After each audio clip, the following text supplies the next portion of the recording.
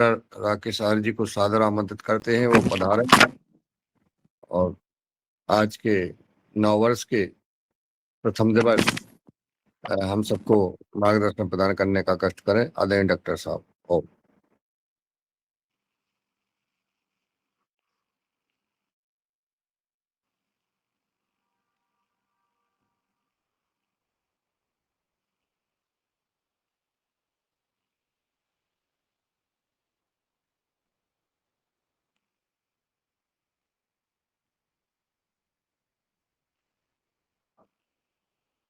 जी, आवाज आ रही है मेरी?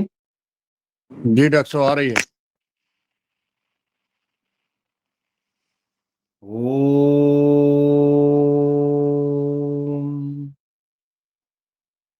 भूर्भुवः स्वः तत्सवितुर्वरेण्यं भर्गो देवस्य धीमहि धियो यो नः प्रचोदयात्।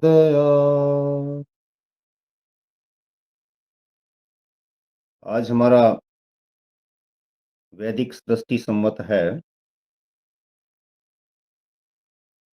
आप सभी के लिए अपने इस वैदिक सृष्टि संवत की हार्दिक शुभकामनाएं, जिसको हम आजकल हिंदू नववर्ष भी कहते हैं। सृष्टि का सबसे प्रामाणिक, सबसे प्राचीन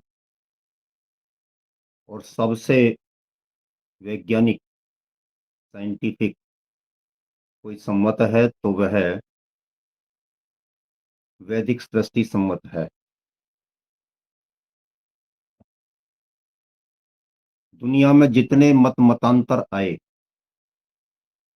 उन सभी ने भारत की परंपराओं को, भारत के आदर्शों को और भारत के सिद्धांतों को मिटाने का हर संभव प्रयास किया। उसी प्रयास के दृष्टिगत विभिन्न मत मतांतर वाले लोगों ने, विभिन्न देशों ने अपने महापुरुषों के नाम से संवत चलाए और उन्होंने उनको चला करके ये दिखाने का प्रयास किया कि सबसे प्राचीन हम हैं, और जो प्राचीन था उसको मिटाने का प्रयास किया गया, पटल से हटाने का प्रयास किया गया।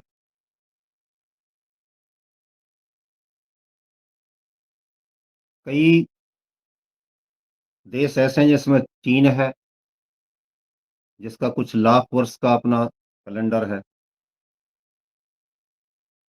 यहूदी अलग अपना कैलेंडर रखते हैं, ईसाई अपना अलग रखते हैं,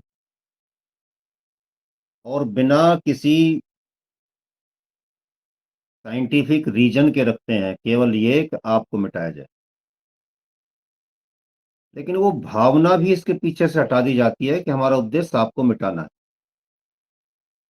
वो प्रस्तुति इस तरीके से दी जाती है कि जैसे सबसे ज्यादा वैज्ञानिक हम हैं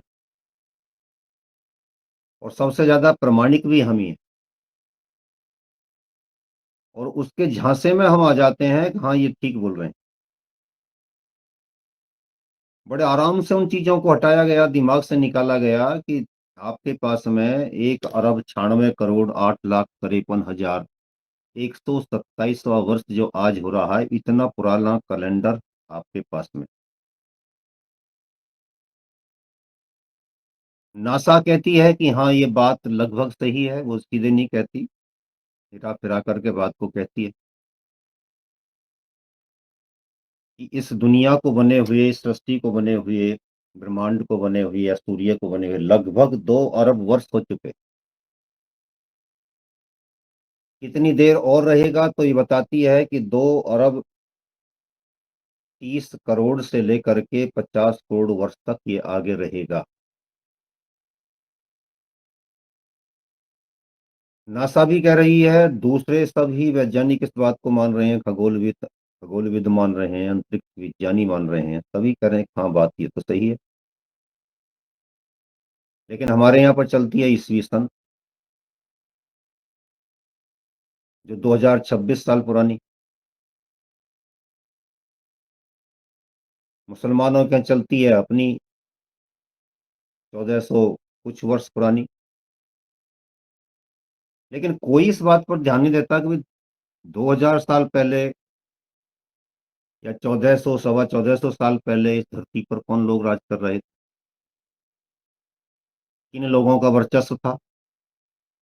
जिन लोगों का कुछ लाख तक का जाता है, उनका कोई अपना मजहब नहीं, लेकिन मजहब है कन्फ्यूशियस वाले लोग, चीनी लोग जो, तो उनके यहाँ भी कौन सा सृष्टि सम्मत काम कर रहा था। ऐसी क्या अवस्था पड़ी कि उनको ये नए सृष्टि सम्मत देने पड़े। वो सृष्टि सम्मत तो है ही नहीं, कैलेंडर्स कहेंगे केवल। लेकिन पूरी योजनाबद्ध तरीके से, वैज्ञानिक तरीके से, यदि किसी के पास में कोई साइंटिफिक कैलेंडर था, सृष्टि सम्मत था, तो हमारे विज्ञानियों के पास था, ऋषियों के पास था। चिंतन का अधिष्ठाता जो होता है, चिंतन चिंतन से अलग जिसके पास कुछ निकलता नहीं, वो भी शुभ चिंतन, कल्याणकारी चिंतन, वो कोई शिवोपासक ही कर सकता। शिव का उपासक का अभिप्राय परमपिता परमेश्वर का उपासक। परमपिता परमेश्वर का उपासक, जैसे परमपिता परमेश्वर संसार के कल्याण के लिए योजनाएं बनाते हैं, संसार के कल्याण के लिए कार्य करते रहते हैं, वैसे ही जो लोग इस प्रकार के कार्यों में लगे रहते हैं, उनका ही उनको ही हम ऋषि कहते हैं, चिंतन का अधिष्ठाता मानते हैं, जो प्राणी मात्र के कल्याण के लिए, सृष्टि के कल्याण के लिए काम करता है। आइंस्टीन से पूछा गया, किसी पत्रकार ने उनसे पूछा, आइंस्टीन महोदय मुझे ये बताइए कि धरती पर शांति क्या संभव है इन हथियारों के माध्यम से, विशेष रूप से। उसने कहा कि नहीं, हथियारों के माध्यम से सृष्टि दुनिया में शांति संभव नहीं है। तो उसने कहा कि फिर कौन सा रास्ता है। उन्होंने कहा कि यदि व्यक्ति को मनुष्य बना दिया जाए, मनुष्य को मनुष्य बना दिया जाए, आदमी को आदमी बना दिया जाए, तो दुनिया में शांति संभव है। और ये बात उसने अपनी नहीं कही, ये तो बात आपका वेद कह रहा था। सृष्टि के प्रारंभ में कह रहा था कि दुनिया में यदि शांति चाहते हो तो कैसे आएगी। तो वेद ने कहा कि मनुर्भव जनया दैव्यम जन्म, कि तू मनुष्य बन, मननशील बन, करने से पहले कार्य के परिणाम पर विचार कर, इसका परिणाम क्या होगा। जब तू ऐसा हो जाएगा तो तू मनुष्य बन जाएगा, और मनुष्य बनकर दिव्य संतति को उत्पन्न कर, जो दिव्यता फैलाए संसार। यदि वह उत्पात करती है, तो हम जो पितृयज्ञ करते हैं, जिसमें हमको बताया जाता है कि माता पिता की सेवा करो, गुरु की सेवा करो, बड़ों की सेवा करो, फला फला ये सारे काम करो, लेकिन उसकी सही व्याख्या यदि की जाए तो पता चलता है कि जो वैज्ञानिकों का, हमारे ऋषियों का चिंतन रहा, उन्होंने कहा यदि पितृ यज्ञ करते हो और उसमें सफलता प्राप्त करना चाहते हो, तो संसार के लिए दिव्य संतति दीजिए, जिससे आपके पिता की, पिता में है कि उसके पिता उसके पिता उसके पिता की जो परंपरा चली आ रही है संसार में आपकी, अच्छे लोगों की, वो बनी रहे। यदि आपने दिव्य संतति के स्थान पर उत्पाती संस्कृति को, संतति को, जनरेशन को पैदा कर दिया, तो समझ लीजिए कि आप संसार के लिए उपयोगी नहीं रहे और आपका पितृ यज्ञ असफल सिद्ध हुआ, आप पितृ ऋण से कभी ऋण नहीं हो पाए, ना हो पाएंगे। इसलिए कितना बड़ा दायित्व हमको दिया गया। तो हमें ये देखना चाहिए कि हमारे जो पूर्वज हैं जिन्होंने इतना बड़ा काम हमारे लिए करके दिया था, हम उनके बारे में कितना सोच पा रहे हैं, कितना हमने उनके उस ऋण से उऋण होने के लिए अपने आप को प्रस्तुत किया है। शायद नहीं। शायद नहीं, मैंने इसलिए कह दिया कि मैं व्यक्तिगत स्तर पर समर्पित हो सकता हूँ, आप हो सकते हैं, ऐसे ही कुछ और लोग हो सकते हैं, लाख हो सकते हैं, करोड़ हो सकते हैं। लेकिन हमारा सामूहिक राष्ट्रीय लक्ष्य क्या है? राष्ट्रीय लक्ष्य में तो आज भी हम शक संवत चलाते हैं। वैदिक सृष्टि संवत हमारा मान्यता प्राप्त कैलेंडर नहीं है। मैं समझता हूँ कि आपने चित्तौड़ के प्रसंग को, प्रकरण को सुनकर के निश्चित रूप से उस पर कार्यवाही की होगी। लेकिन आज मैं फिर एक विषय दे रहा हूँ। सारे देश में धूम मच रही है आज, हिंदू नववर्ष, हिंदू नववर्ष, सब एक दूसरे को शुभकामनाएं दे रहे हैं। आर्य समाज के लोग इसको वैदिक सृष्टि संवत कहकर के मान्यता दे रहे हैं। सब कह रहे हैं कि 1 अरब 96 करोड़ 8,53,127वें हिंदू नववर्ष की आपको शुभकामनाएं। लेकिन ये राष्ट्रीय कैलेंडर तो नहीं है भाई, राष्ट्रीय राष्ट्रीय स्तर पर तो इसको मान्यता प्राप्त नहीं है। उस पर कितने लोग लिखेंगे आज? कितने लोग सरकार से मांग करेंगे कि वैदिक सृष्टि संवत हमारा राष्ट्रीय संवत होना चाहिए? सरकार उस पर कब ध्यान देगी? ये भी विचारणीय है। अब देखिए हमारे ऋषियों ने बनाया किस तरीके से, उन्होंने एक एक पल का विचार किया। आपने एक बोला, यहां से चले, यहां तक आए 1 सेकंड में। आपने एक कदम रखा, 2 फीट का पड़ा, 2.5 फीट का पड़ा, जितने जैसी हाइट थी हमारी, जितनी चाल थी उसके अनुसार पड़ा। 2.5 फीट में भी आप बिंदी बिंदी रखते चले जाइए, बिंदु बिंदु बनाते चले जाइए, पेंसिल से, पेन से। एक बिंदु से दूसरे बिंदु के बीच में भी समय लगा, उसको भी काउंट किया हमारे ऋषियों ने। वहां से लेकर के सेकंड के भी हजारों भाग कर दिए, लाखों भाग कर दिए। और जब सूर्य से आई हुई किरण के बारे में देखते हैं तो माना कि वो 3 लाख किलोमीटर प्रति सेकंड की रफ्तार से चल रही है, उसको भी नाप लिया। जब आज का वैज्ञानिक हमें उन चीजों को बताता है, तो क्योंकि हम वेद से दूर चले गए, इसलिए हम वेदना में हैं। वेद ना रहा तो वेदना में फंस गए। और जब वेदना में फंसे हुए हैं तो जैसा उधर से आता है पश्चिम से, उल्टा सीधा कच्चा माल जैसा आता है उसी से खुश हो जाते हैं, बहुत बढ़िया आया, बड़ा अच्छा माल पका करके भेजा। कच्चा नहीं कहेंगे उसको, जो वास्तव में कच्चा है वो आपको गच्चा दे जाता है। तो हमारे ऋषियों ने कहा कि इस तरीके से एक पल से लेकर के ले और बढ़ते बढ़ते जब ये जाएगा तो 4 अरब 32 करोड़ वर्ष के लिए बताया। कितनी देर ये सूर्य रहेगा? नासा भी कह रहा हाँ ऐसा ही है। 4 अरब 32 करोड़ वर्ष अभी रहेगा। अभी नहीं, पूरे सृष्टि संवत में, सृष्टि काल में। और इतने ही समय के लिए प्रलय काल आता है। तो प्रलय काल का और इसका दोनों का योग करते हैं तो पता चलता है कि 8 अरब 64 करोड़ वर्ष दोनों के मिलकर के हो गए।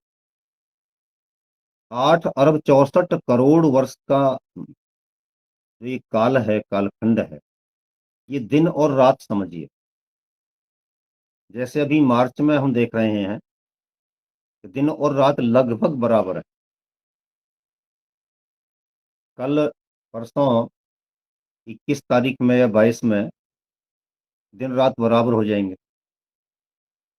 तो 4 अरब 32 करोड़ वर्ष का दिन और 4 अरब 32 करोड़ की रात्रि, ये ब्रह्मा जी के एक दिन के बराबर हुए। दिन और रात मिलकर के, दोनों मिलकर के 24 घंटे के बराबर के हुए। कितने? 8 अरब 64 करोड़ वर्ष। ब्रह्मा का एक दिन। और ऐसे ऐसे वर्षों को जब 100 वर्षों में बदलेंगे आप, एक दिन को जो, तो एक ब्रह्मा की आयु कितनी हो जाएगी? विचार कीजिए। 100 पर जाकर के ही कंप्यूटर फेल हो जाएंगे। और जब 100 वर्ष में बदलोगे आप, तो कितना होगा? इसे ब्रह्मा का आपने एक दिन कह दिया, इसको भी फिर 14 मनवंतरों में परिवर्तित किया, टुकड़ों में बांट दिया गया। जो सबसे पहला मनु था, वह स्वयंभुव मनु थे। स्वयंभुव मनु ने सबसे पहले मनुस्मृति तैयार की। तो वो कितने समय पहले की होगी? 1 अरब 96 करोड़ वर्ष मान लीजिए। इतने समय से हमारे पास में स्वयंभुव मनु के द्वारा लिखी गई मनुस्मृति चली आ रही। इतने कालखंड में दुनिया में कितनी उथल पुथल मची होगी? क्या इतिहास पढ़ रहे हैं हम? कुछ भी नहीं है। ये मरे गिरों का इतिहास, कत्ल आम का इतिहास, नरसंहार का इतिहास। उसने उसको इतना नीचा दिखा दिया, वहां पर इतनी महिलाओं के साथ दुर्व्यवहार हो गया, वहां से इतनी महिलाओं को उठा लिया गया, वहां पर इतने लोग काट दिए गए, वहां पर ये हो गए। ये इतिहास नहीं है। ये तो राक्षसों के कारनामे हैं, काले कारनामे, दुष्टों के काले कारनामे। इतिहास वो है जो आपकी जाकर के मानसिक चेतना को झंकृत कर देता है। आप सोचने के लिए मजबूर हो जाते हैं, अच्छा ये था। उस पर सोचने के लिए मजबूर हो जाते हैं कि ऐसा था तो कैसे था। तरह तरह की बातें आपके दिमाग में, मस्तिष्क में आने लगती हैं। तो इतने वर्ष पहले मनु जी ने मनुस्मृति बनाई, और वो मनुस्मृति अगले कालखंडों में ज्यों की त्यों चलती रही। यानी पहले मनु का जो कालखंड था, उसी में उसकी रचना हो गई। 4 अरब 32 करोड़ वर्ष को 14 भागों में बांटिए तो एक मनवंतर आ जाता है। एक मनु के बाद दूसरे मनु के बीच का अंतराल, कार्य काल जो बनता है, उसको मनवंतर कहते हैं। पहले वाला मनु, दूसरा मनु, तीसरा मनु, चौथा मनु, सातवां मनु। अब जो चल रहा है वो सातवां मनु चल रहा है। लगभग सृष्टि के बीच में हम खड़े हैं। लगभग कह रहा हूं, अभी समय है, लेकिन वो लगभग भी करोड़ों वर्ष का समय है। 14 मनवंतर में से 7 जो मनु पहले वाले हुए, उनके कालखंडों में हमने कितना काम किया, किस प्रकार से हम व्यवस्था को लेकर के आगे बढ़े। सारा अंधकार का काल है, मिटा दिया गया। कितना बड़ा अत्याचार आपके इतिहास पर हुआ। ये कल परसों का इतिहास जो अभी 200 400 500 साल, 1000 2000 साल का हम पढ़ाते सुनते रहते हैं, बताते रहते हैं, प्रकाश डालते रहते हैं, और उससे आगे हम क्या कर पाए। इसमें भी जो तोड़ फोड़ होगी, उस तोड़ फोड़ को हम बोल देते हैं, लोग ताली बजा देते हैं। लेकिन मैं कहता हूं कि इससे पहले जो करोड़ों वर्ष का आपका इतिहास छुपा पड़ा, वो कहाँ गया? मिट गया, वो तो खत्म हुआ। यदि पहले मनवंतर में ही रामचंद्र जी का आविर्भाव हो गया था, या इस मनवंतर में हुआ, ये भी तो विषय विचारणीय रह गया। यदि इसी में हुआ है तो भी 1 करोड़ 84 लाख 81 लाख कुछ इस तरीके का एक आंकड़ा आता है कि इतने वर्ष पहले रामचंद्र जी हुए। और यदि पहले ही मनवंतर में रामचंद्र जी का सूर्य वंश चला, तो कितना प्राचीन था। कौन उस पर शोध करेगा? कौन सी सरकार आकर के उस पर शोध करने के लिए कमेटी गठित करेगी? तो एक कल्प में हमने बताया कि 4 अरब 32 करोड़ वर्ष हुए। पहला स्वयंभू मनु था, जिन्होंने अपना ये ग्रंथ रचा। उसके बाद स्वरोचिष मनु, स्वरोचिष मनु, औत्तमी मनु तीसरे, चौथे तामस मनु, और उसके बाद पांचवे रैवत मनु, और छठे चाक्षुष मनु, चाक्षुष, चक्षु, चाक्षुष मनु। ये इतने मनु हमारे यहाँ पर हो चुके हैं। और अब जो मनु चल रहा है, जिनका ये कालखंड है, जिनका ये मनवंतर है, उनका नाम था वैवस्वत मनु। सातवें कालखंड में, सातवें मनवंतर में ये सृष्टि चल रही है। लेकिन हमारे लिए, हमारे पास जो रह जाता है, वो ईसा से बाहर निकलने का समय ही नहीं है। आप जैसे लोगों की बात नहीं हो रही है, देश के बहुमत की बात हो रही है। वो देश का बहुमत तो आपको हमको बदलना है, उसको इस बात के लिए प्रेरित करना है, उसको इस बात की जानकारी देनी है कि आप कहाँ खोए हुए। ये दुनिया 2026 साल पुरानी नहीं है, इसको तो इतना समय हो चुका है। और ये मनु नहीं है जिसके नाम से आप मनवंतर स्थापित कर देंगे, यानी ईसा मसीह मनु नहीं है, इतना बड़ा विद्वान नहीं था, इतनी बड़ी देन उसकी दुनिया के लिए नहीं है कि हम और आप उसके गुणों से बाहर निकल ही ना पाए। लेकिन उसका चिंतन करना, उस पर मंथन करना हमारा आज का कोई विषय नहीं है, कोई उद्देश्य नहीं है। 30,67,20,20,000 वर्ष, 30,67,20,000 वर्ष का एक मनवंतर होता है। ऐसे ऐसे 14 मनवंतर यदि हम पूर्ण करेंगे, जोड़ेंगे, उनका योग निकालेंगे, तो पता चलेगा कि 4 अरब 32 करोड़ वर्ष का समय पूर्ण हो जाता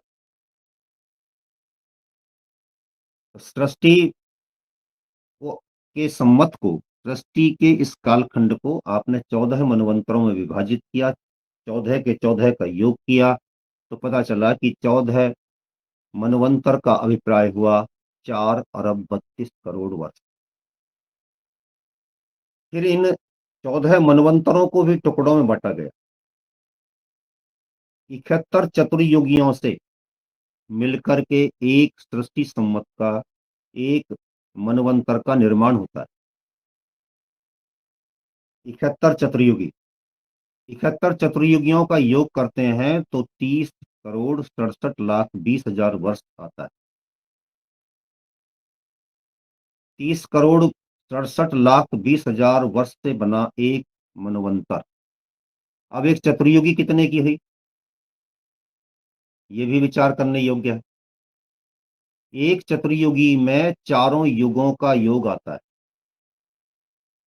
4 युग हमारे, सतयुग, त्रेता, द्वापर, कलयुग। सतयुग में जो कुल वर्ष होते हैं वो 17,28,000 वर्ष होते हैं। त्रेता में 12,96,000 वर्ष होते हैं। द्वापर में 8,64,000 वर्ष होते हैं। और कलयुग में 4,32,000 वर्ष होते हैं। इन तीनों को भी मिला दीजिए, इनका भी योग कर दीजिए। 43,20,000 वर्ष कुल मिलाकर के एक सृष्टि में, एक चतुर्युगी में वर्ष हुए। इनका 1,000 गुणा कर दीजिए, यानी कि पूरी की पूरी सृष्टि में 1,000 चतुर्युगी होती हैं। तो 43,20,000 वर्ष में यदि 1,000 का गुणा करेंगे तो 4 अरब 32 करोड़ वर्ष पूरे हो जाते हैं। इस तरीके से पूरी की पूरी एक सृष्टि का जो ये कालखंड है, सृष्टि संवत जो है, वो कंप्लीट हो जाता है। लेकिन फिर इतनी देर के लिए प्रलय काल रहता है। उस प्रलय काल के लिए भी हमको इनको समझने की आवश्यकता है। तो जो बीते हुए 6 मनवंतर हैं, उनका योग कितना हुआ? 30,67,20,000 वर्ष में यदि हम 6 का गुणा करते हैं तो 1,84,84,00,000 और 3,20,000 वर्ष हमारे पास आ जाते हैं। 1,84,84,00,000 और 3,20,000 वर्ष, इतने इन 6 मनवंतरों में जो अब तक बीत चुके हैं, इनका कालखंड हो जाता है। इसके बाद जो वर्तमान चतुर्युगी चल रही है, मनवंतर चल रहा है, इसकी जो 28 चतुर्युगी बीत चुकी हैं, 27, उन 27 चतुर्युगियों का योग करते हैं और जो वर्तमान चतुर्युगी चल रही है 28वीं, उनका भी योग निकालते हैं। तो इस वर्तमान चतुर्युगी के 38 लाख कुछ हजार वर्ष बीत चुके हैं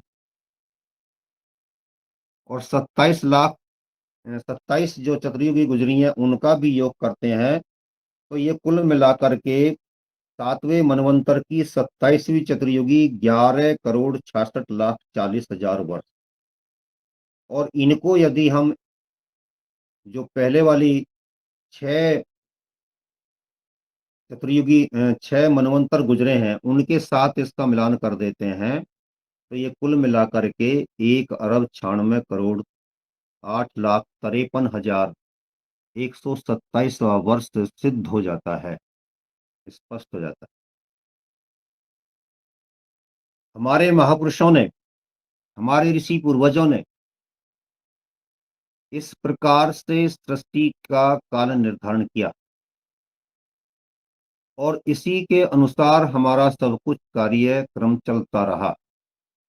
आज भी पंडित जी जब हमारे यहाँ पर संकल्प सूत्र बांधते हैं और वो बोलते हैं तो उसमें सृष्टि संवत को भी उद्धृत करते हैं। कौन सा सृष्टि संवत चल रहा है, कौन सा वर्ष चल रहा है। प्रकृति के नियमों को उन्होंने पढ़ा और इसको उन्होंने नाम दिया ऋत। ऋत का अभिप्राय होता है जो ब्रह्मांडीय व्यवस्था है, इसी से ऋतु शब्द बना।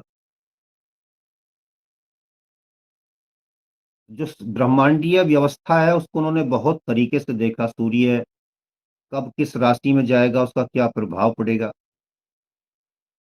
कौन से दिन कौन से समय इसका उदय होगा, कौन से समय इसका अस्त हो जाने का समय है। उत्तरी गोलार्ध दक्षिणी गोलार्ध की कल्पना आपके ऋषियों ने की। किस देश में किस समय इसका ये उदय होता हुआ दिखाई देगा, कौन से देश में किस समय ये अस्त होता हुआ दिखाई देगा, सारा उनको ज्ञान। यदि मनुस्मृति को ही हम पढ़ लें तो वहां पर भी सारा सब कुछ स्पष्ट हो जाएगा। आज जब दुनिया के लोगों ने हमको ये बताना शुरू किया, क्योंकि हम तो अज्ञानी हो गए थे, पाखंडों में फंस गए थे, अविद्याग्रस्त हो गए थे। अविद्या वो होती है जिसमें हम जो कोई चीज जैसी होती है उसको वैसी ना मान करके कुछ और ही मान लेते हैं।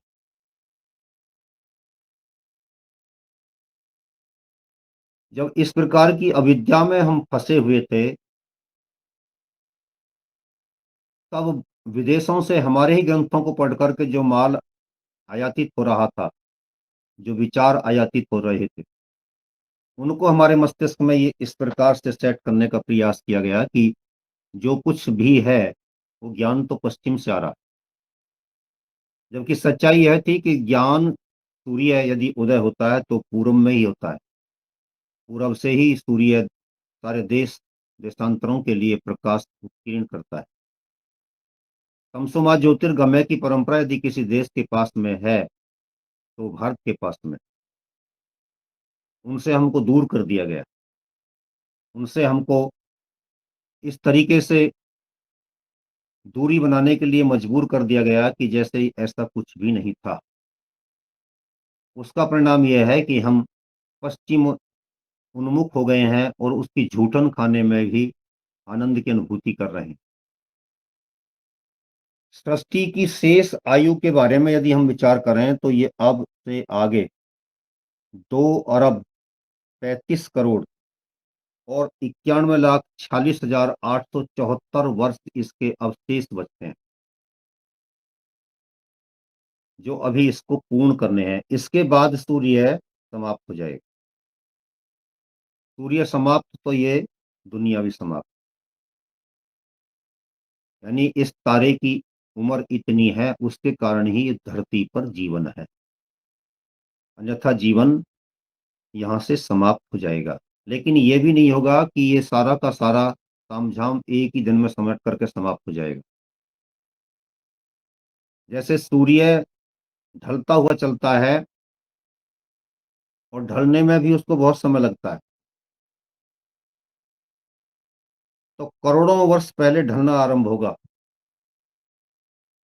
और धीरे धीरे दुनिया से जब गर्मी बढ़ेगी, उसका विस्तार होगा, चौड़ा चौड़ा चौड़ जाएगा सूर्य, तो उस समय यहाँ से जीवन समाप्त होने लगेगा। उस समय की उस गर्मी को बहुत देर तक लोग बर्दाश्त नहीं कर पाएंगे, जैसा वैज्ञानिक कहते हैं। तो जिस तरीके से सूर्य धीरे धीरे ऊपर चढ़ता है,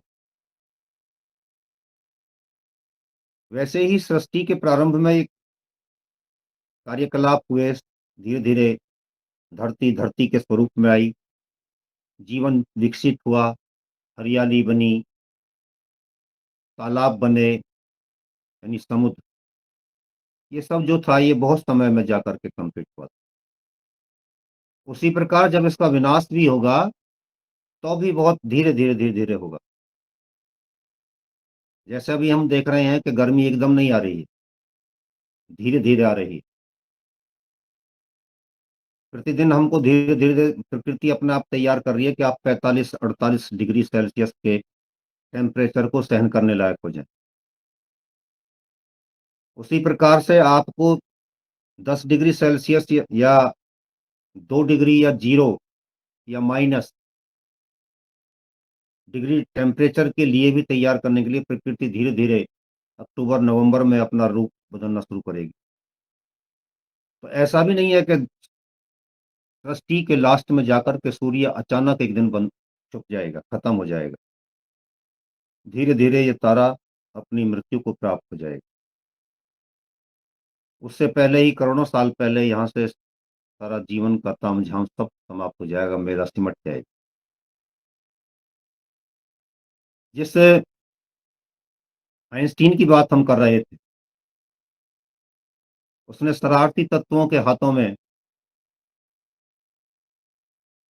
हथियार दे दिए, बंदरों के हाथों में हथियार दे दिए, जिसका परिणाम यह है कि आज दुनिया के 50 देश उन हथियारों से झुलसे जा रहे हैं, मारे जा रहे हैं। आसमान से आग बरस रही है। सोशल मीडिया पर हम आप देखते हैं बिल्डिंग्स को उड़ाने की तस्वीरें भेजी जा रही हैं, एआई से बनाई जा रही हैं। यानी इसको खेल मान लिया, एआई वालों ने इसको खेल मान लिया कि देखिए कैसे लोग भाग रहे हैं, देखिए बनी बनाई बिल्डिंग कैसे ध्वस्त हो गई है। इसी को विनाश काले विपरीत बुद्धि कहते हैं। जब गीदड़ की मौत आती है तो गांव की ओर को भागता है। इसका अभिप्राय क्या हुआ कि दुनिया की मौत आ रही है, क्योंकि जो अनहोनी चीजें हैं,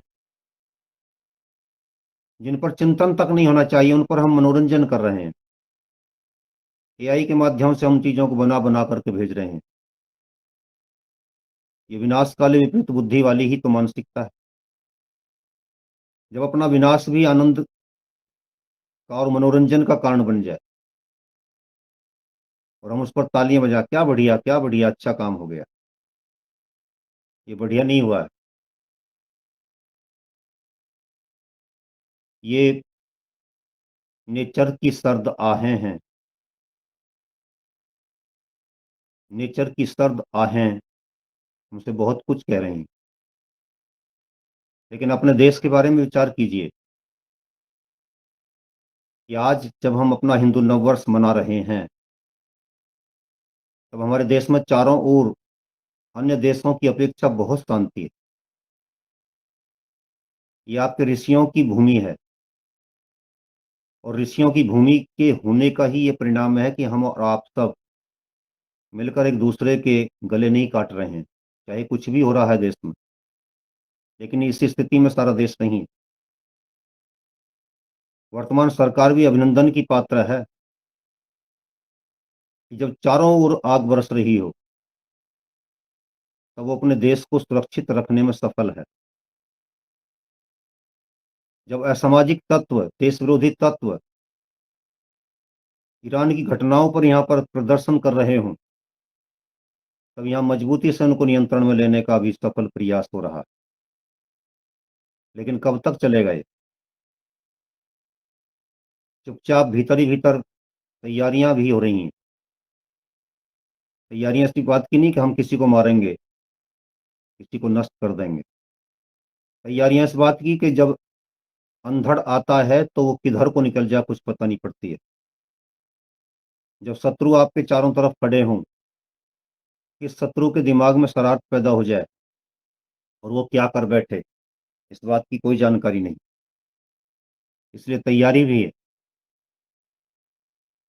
परंतु क्या इस अंधकार की ओर चलना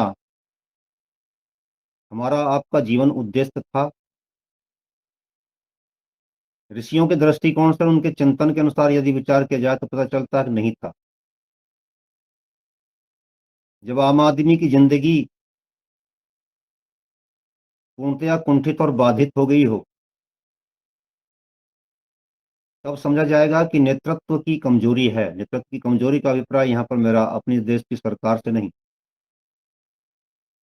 संसार के उन लोगों से है जो अपने आप को संसार के नेतृत्व की श्रेणी में ला करके खड़ा करने का प्रयास करते हैं, जिनकी ओर ये मानवता इस बात के लिए देख रही है कि आप संसार के, वर्तमान संसार के नायकों में से एक हैं।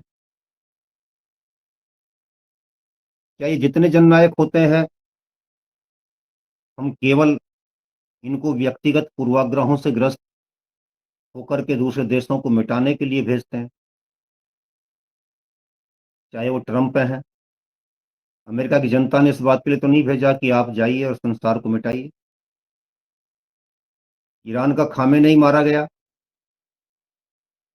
1.5 करोड़ लोगों को, मुसलमानों को उसने मरवाया।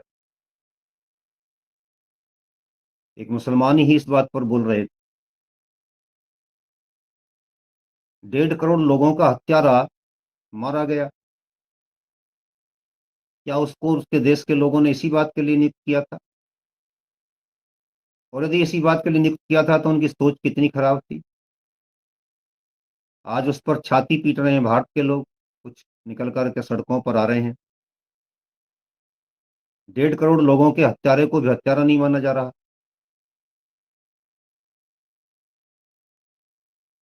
बल्कि उसको पुरस्कार देने की बात की जा रही है। और उसकी विचारधारा जीवित रहे, इस बात के लिए भी प्रदर्शन हो रहे हैं। तो ये सोच, ये चिंतन, ये विकृत मानसिकता हमको किस ओर ले जा रही है, और आने वाले कल में इसके क्या परिणाम होंगे? अपने हिंदू नववर्ष के अवसर पर हमें इस बात पर भी चिंतन करना चाहिए। हमारे ऋषियों के अनुसार देश और दुनिया का निर्माण नहीं हो रहा। देश तो छोड़िए, दुनिया विनाश की ओर जा रही है।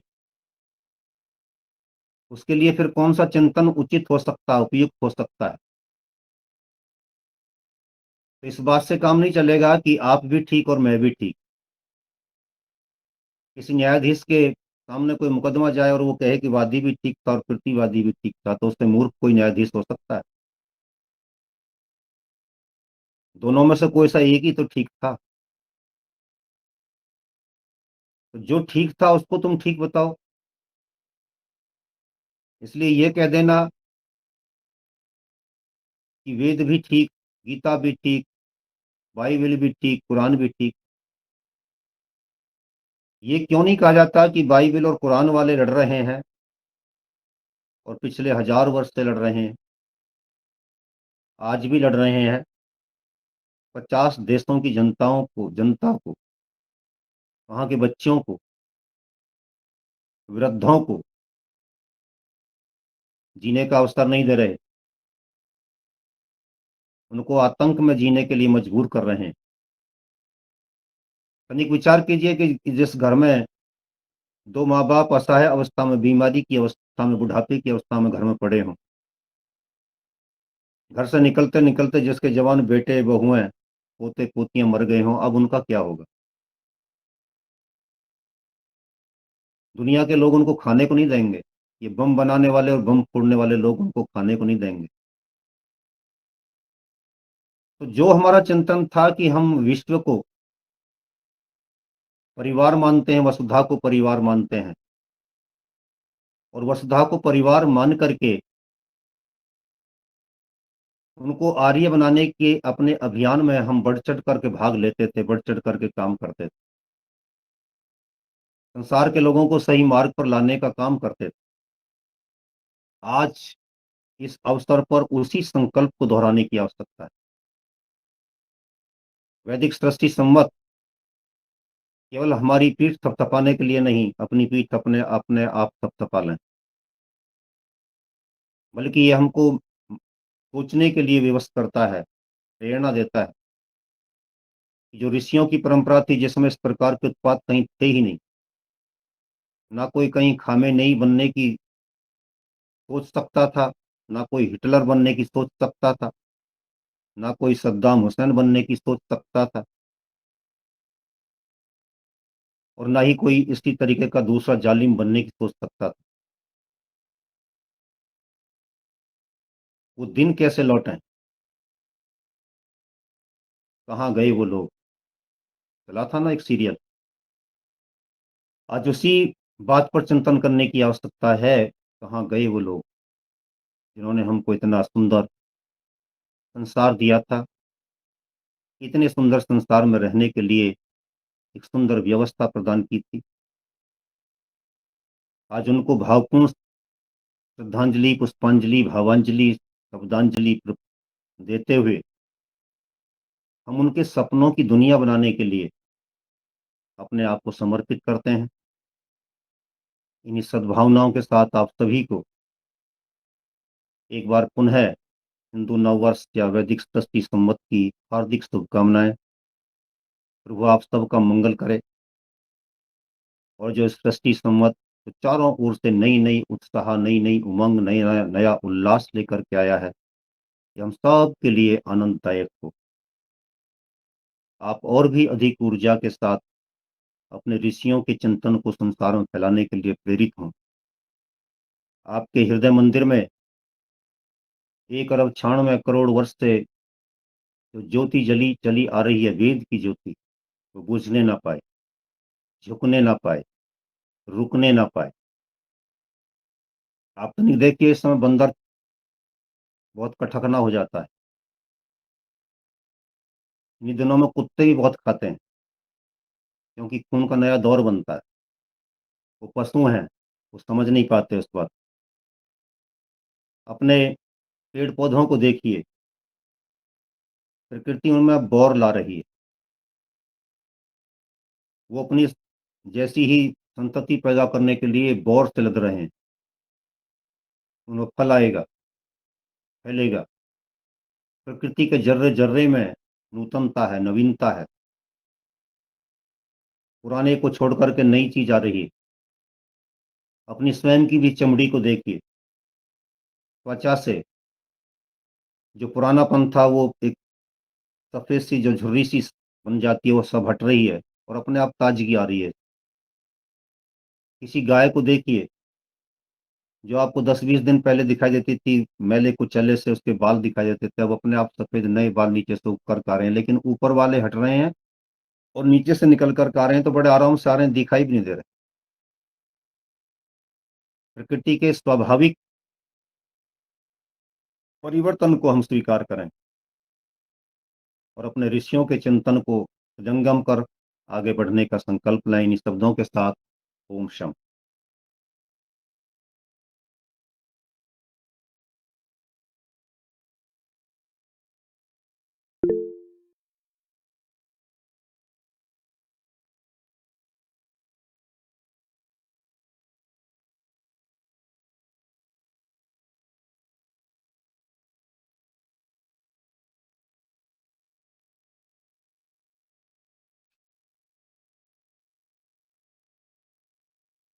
जी ओम। आज का जो आपका वक्तव्य है बहुत ही वैज्ञानिक तरीके से आपने उसका हमें अवगत करवाया है। निश्चित रूप से ये बात चूंकि हमारी मानसिकता बन गई है कि चीज़ें जो है, अब लोग कहते हैं क्या इसका वैज्ञानिक आधार है, और जब ये वैज्ञानिक आधार हो जाता है तो उसे मान लिया जाता है। जितनी गूढ़ता से आपने इसको समझाया है उतनी गूढ़ता से ही जो है, पर इस बात को और सरलता से हम जनमानस में कैसे पहुंचा सकते हैं, इसका प्रयास होना चाहिए। जब हनुमान चालीसा के इसमें जो दूरी बताई गई है सूर्य से पृथ्वी की, वही दूरी जब नासा कहता है तो लोग खुशी खुशी उस बात को मानने लगते हैं और फिर अपने आप पे गर्व भी करने लगते हैं कि भाई जो कुछ हमारे ऋषि मुनियों ने कहा है वो सत्य है।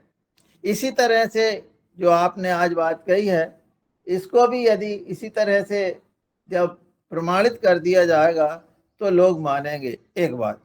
दूसरी बात आपने कही कि हमको, देखिए हमारे यहाँ जो हमारी संस्कृति में जो लोग अवतरित हुए हैं, उन्होंने अपनी जो मनुष्य बनाने की प्रणाली है, जिसको आप मनुष्य कह रहे हैं, चाहे हम बुद्ध को ले लें, महावीर को ले लें, नानक को ले लें या और अन्य संतों को ले लें जिन्होंने अपने अपने मत चलाए हैं, सबने मानवता की भलाई की बात की है।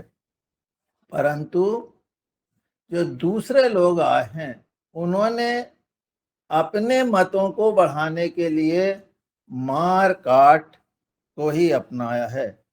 हम अपने इतिहास में नहीं देखते कि बुद्ध ने किसी को मारने की बात की है, या नानक ने किसी को मारने की बात की है, या महावीर ने किसी को मारने की बात की है, या हमारे ऋषि मुनियों ने किसी को मारने की बात की है।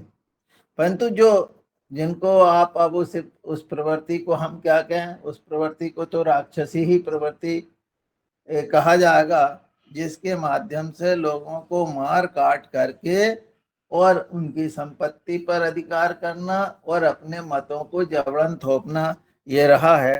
तो अब जो आपने दूसरी बात कही, हम अपने जो ऋषियों की परंपरा है उसको किस तरह से आगे बढ़ाएं। जी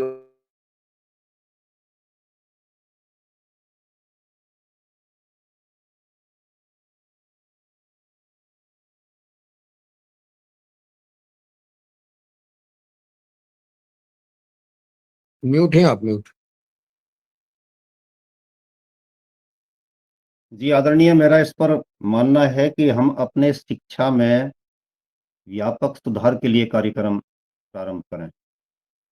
जब तक शिक्षा के क्षेत्र में व्यापक सुधार नहीं होंगे, हमारे ऋषियों की परंपराओं को बच्चों के मानस में उतारने का गंभीर प्रयास नहीं किया जाएगा, वो एक राष्ट्र की साधना होगी।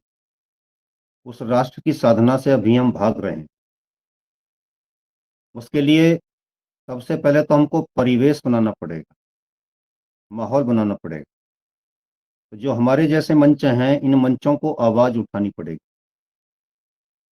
आवाज उठा करके सरकार को इस बात के लिए प्रेरित किया जाएगा कि वह हमारे सिलेबस में, पाठ्यक्रम में उन चीज़ों को लाए जो हमारे ऋषियों का उत्तम से उत्तम चिंतन है।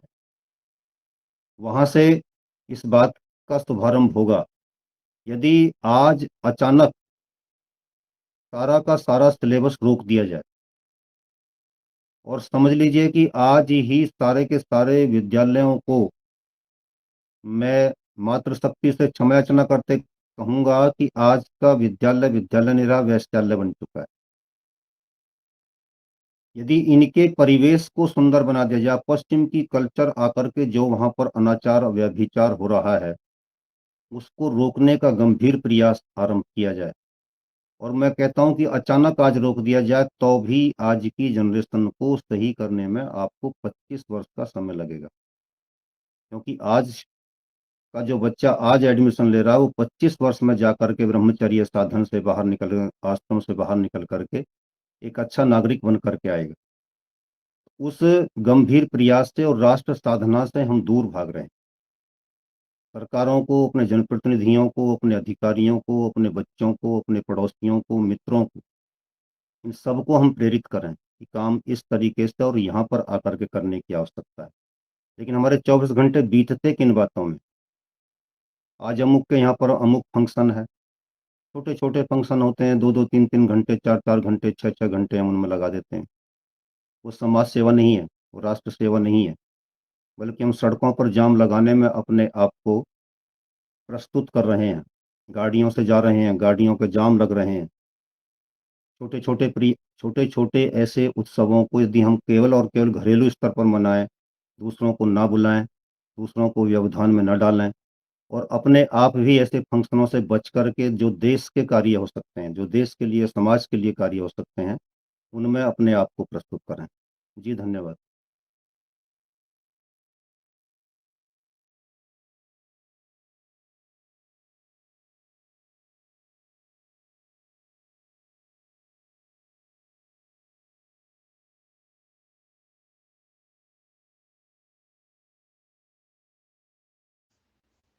बहुत सुंदर चर्चा, और निश्चित रूप से जो बात हमारे डॉक्टर आर्य साहब कहते हैं वो बड़ी गूढ़ और सटीक होती है।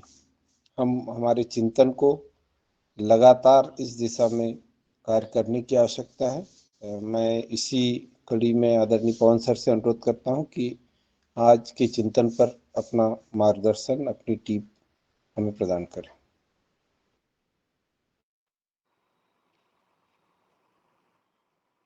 पवन सर शायद है नहीं।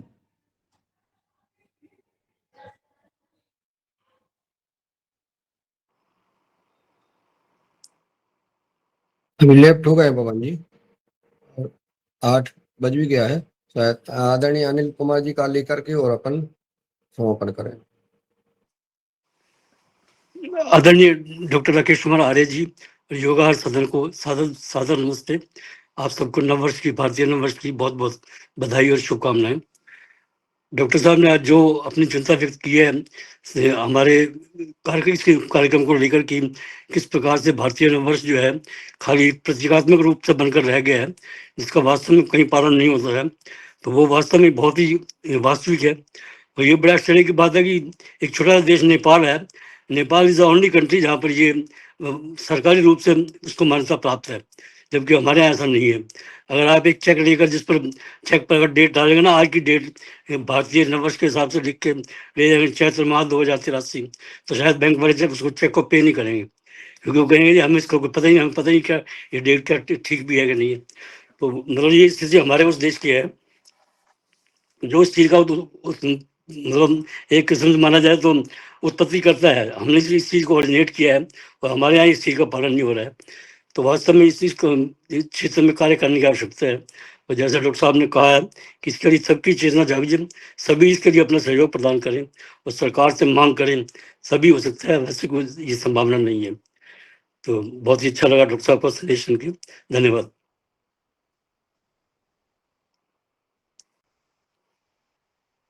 बहुत सुंदर राय साहब, अनिल कुमार राय साहब, आपने डॉक्टर साहब की जो उद्बोधन पर अपनी बात कही।